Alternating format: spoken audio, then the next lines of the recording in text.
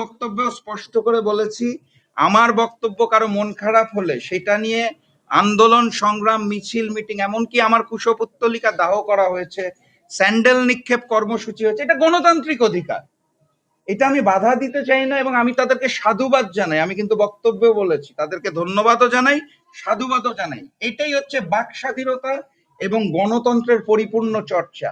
আমার কথা বলার অধিকার যেমন আছে, বাকিদেরও কথা বলার অধিকার আছে এবং সেটাই হওয়া উচিত।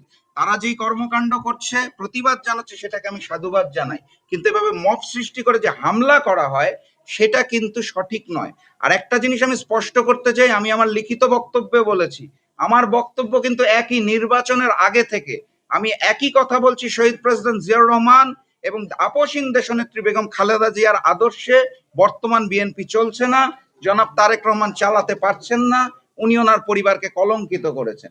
এই বক্তব্য আমি কমপক্ষে শতবার দিয়েছি, কেউ কোনো প্রতিবাদ করে নাই, প্রতিরোধ করে নাই, মব সৃষ্টি করে নাই।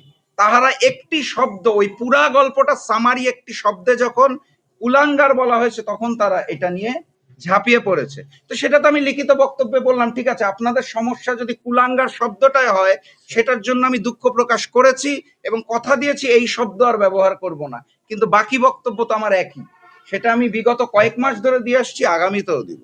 ধন্যবাদ।